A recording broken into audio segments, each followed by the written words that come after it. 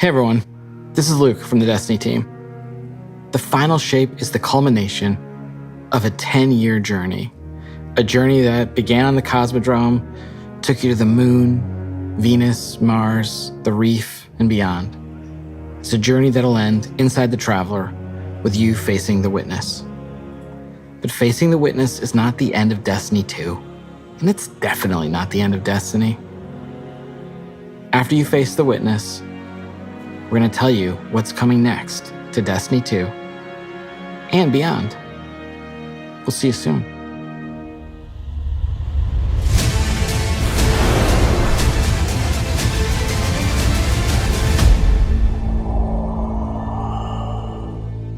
The Final Shape has been an amazing project to work on.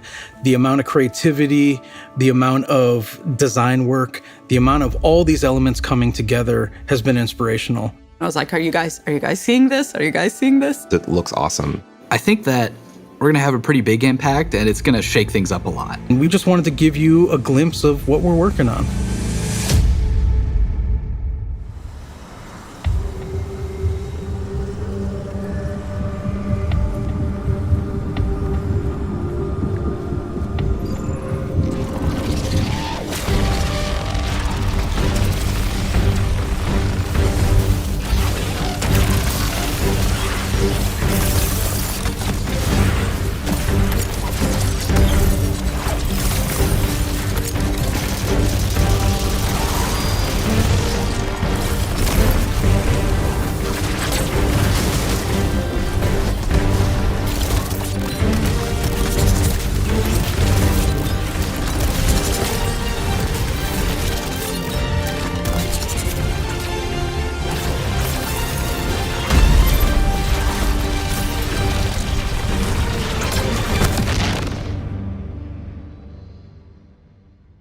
We are going into the pale heart of the Traveler, and the Traveler has chosen you, the Guardian, to be its champion. It's empowering us with gifts that we've never really had before. One of the concept artists early on created this very evocative image of a Guardian with light armor and dark armor. We're like, we really need this in the Final Shape. This is the ultimate form of being a Guardian, to wield light and darkness at the same time.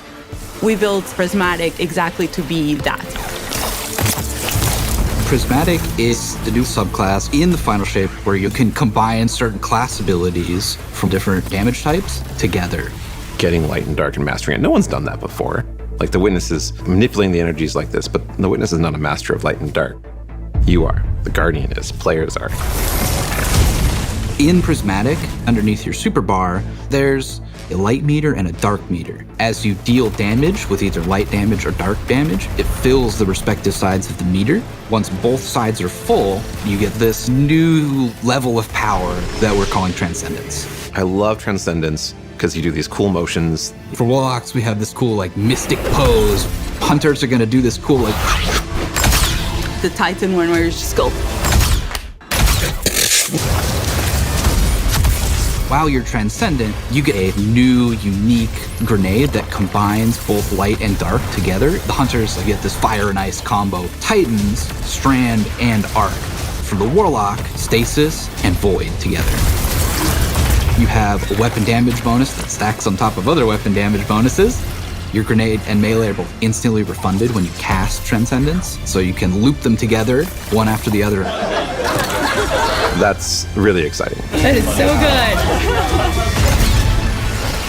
We're kind of thinking about Prismatic as this advanced subclass where you have more build crafting options, more potential combinations, more fragments than you normally get, more fragment slots to socket them than you normally get. That is a lot of combinations. 2,300. No, I'm just kidding. I don't know. I'm just the art director. I think that Prismatic feels like you are doing combinations you shouldn't be able to do. It feels a little game breaking, I'm not gonna lie. A little bit?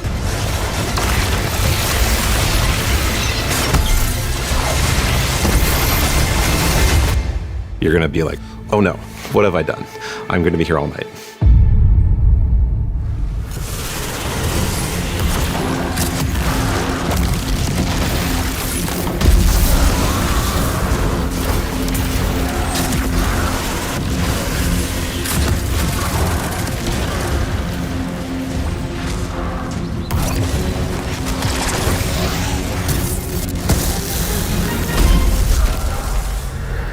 It's not just about the mastery of light and dark.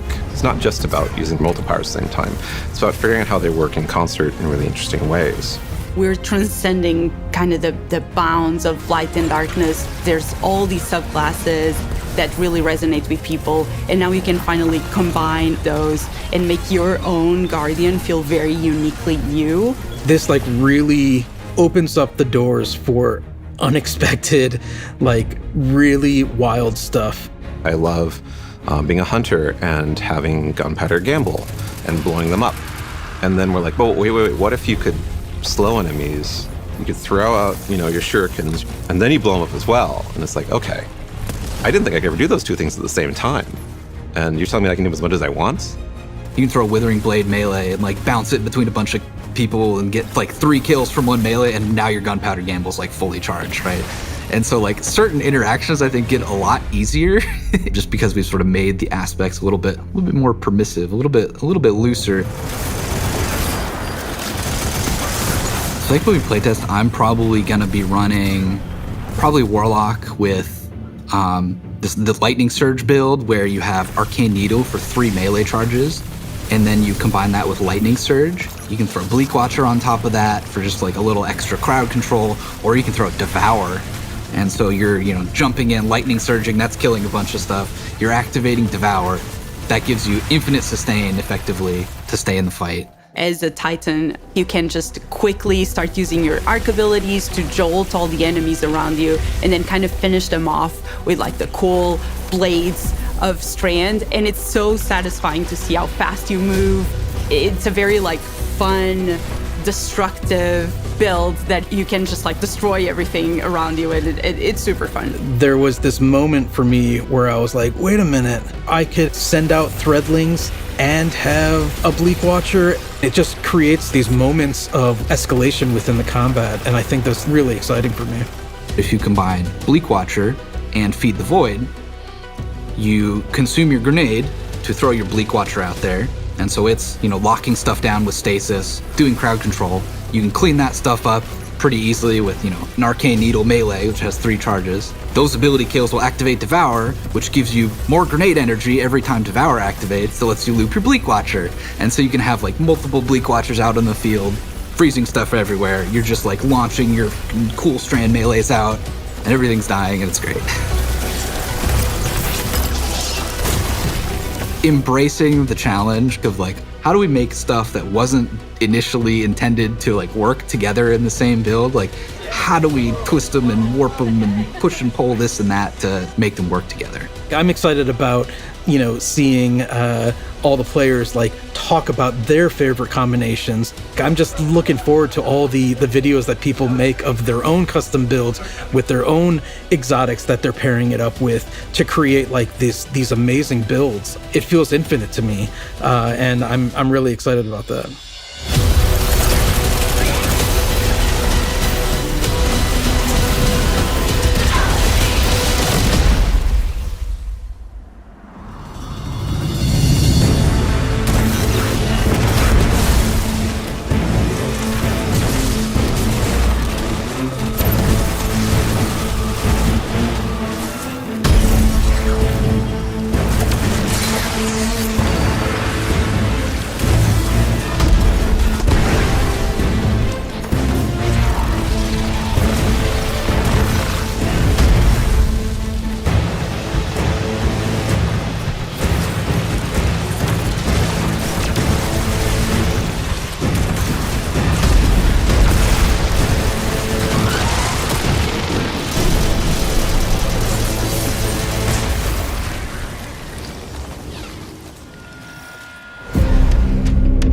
In the final shape, we're going to be making these new exotic class items.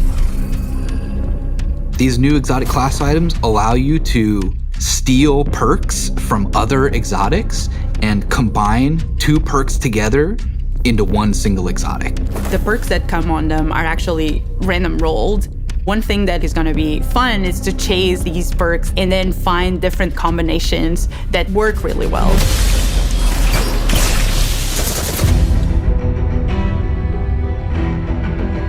These new class items are all about prismatic and making that feel good. So it's going to be all about enhancing your builds and your combination of light and darkness and achieving Transcendence and what Transcendence does. They also look so good.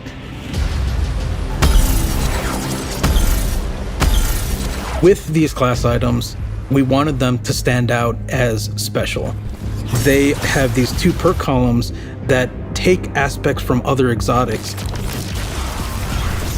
Exotic class items are going to let you do things that other classes consider their own, but now they're yours. I managed to get, for my slow 'em down, blow 'em up hunter build, a roll on the exotic cloak that made it so powered melee kills caused enemies to ignite, and also I could get an extra dodge charge, so I could do an extra slow charge on enemies at the same time. We wanted to feel a little broken. It definitely felt like I had 2 exotics on my cloak, which is kind of the intention. We want that to feel like you're bending the rules a bit. It just opens up the space for mix and matching in a way that I think is going to just be fun to see what combinations people find and like and what becomes the meta.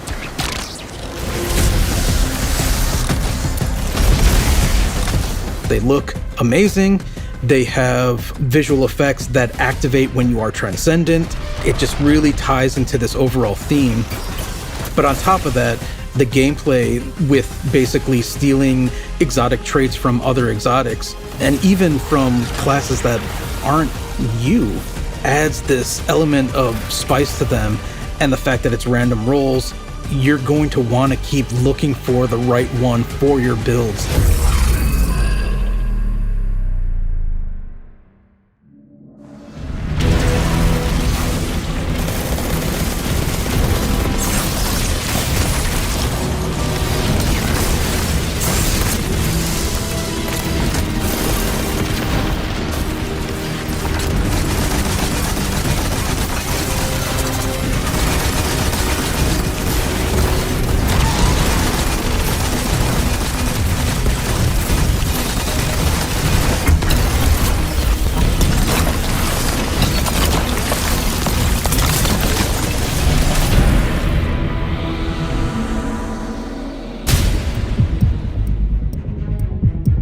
The Dread are this new witness faction.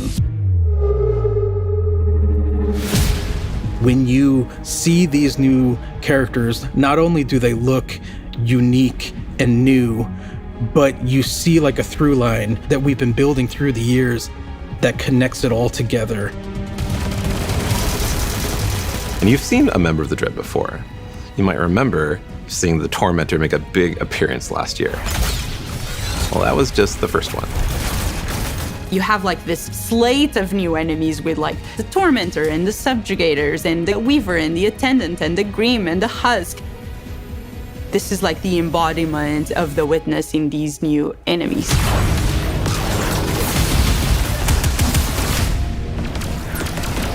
The Grim is probably one of my favorite new enemies that we have in Destiny. I think it's a poster child of the Dread in some ways. It's this bat with a gun. The gun bat, yes, exactly. It does a scream and it swoops all around the battlefield.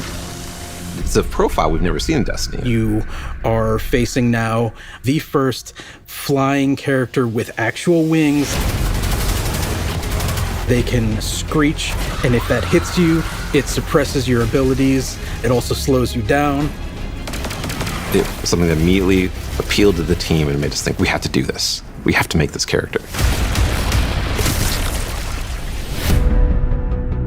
The Husk is this melee bruiser who has these incredibly dangerous looking blades, and they're going to do these cool acrobatic attacks.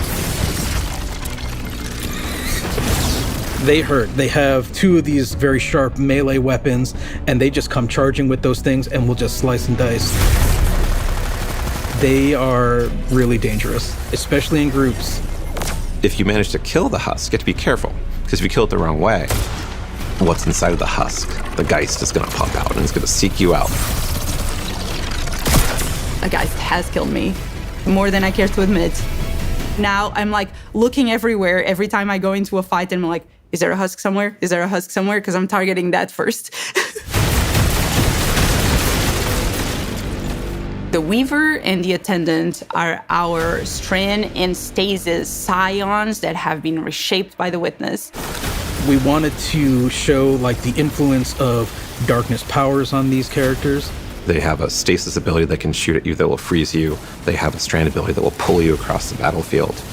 The fact that you can get suspended and frozen in place just adds a big new dynamic to the fight. The Weaver does something we've never done before. It'll shoot out this complete, powerful strand wave. If that thing hits you, it's almost like a rubber band. It like pulls back and like snaps and that pulls you towards that character. As one character doing that to you, yeah, you can handle it. As soon as there's multiple characters trying to pull you in different directions towards you, you have to approach it in a different way.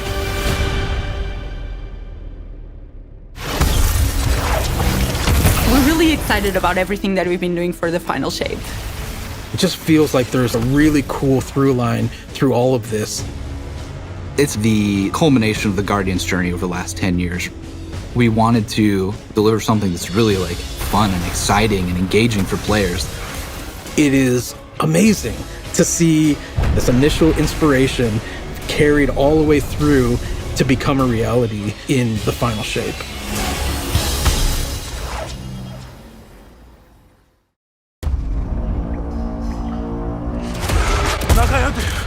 계속 달려!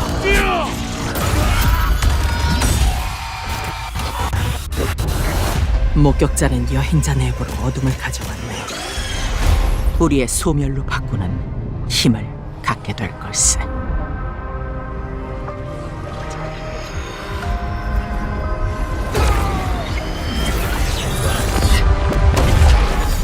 새로운 힘이 느껴져.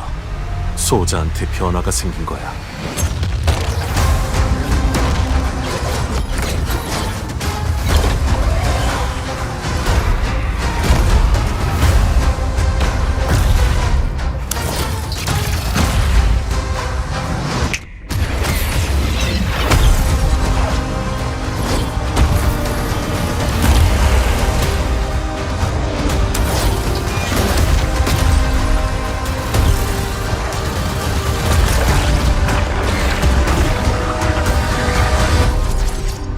수호자, 빛은 힘을 준다.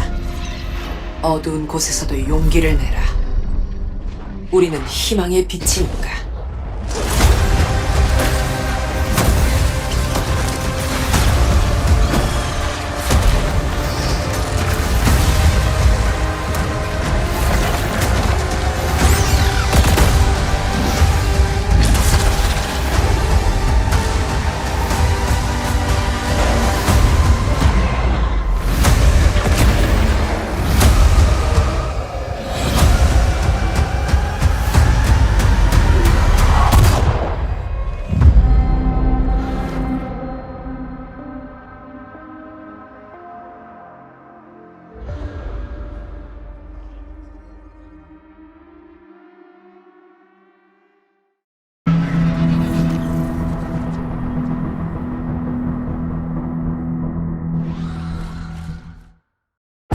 최후의 형체가 다가오고 있네. 도시 경계에 목격자의 병력이 빠르게 증가하고 있어.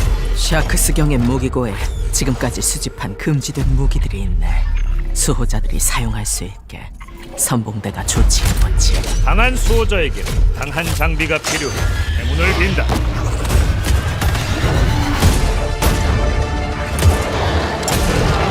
조심해서 쓰게. 한때 이단으로 여겼던 힘과 무기들이 절실하게 필요한 시기야.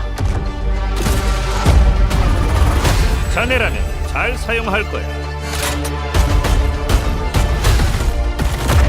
잘 싸우게. 최대한 시간을 벌고 있지만 우리에게는 이제 대안이 없네. 자네가 그걸로 뭘 할지 얼른 보고 싶어. 바로 이거야. 훌륭해.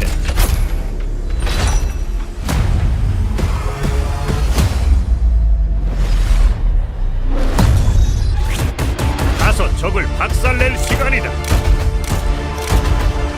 언제든 덤비라고 해. 자네 실력을 보여줘. 인류의 적들이 전쟁을 원한다면 선사해 주도록 하지.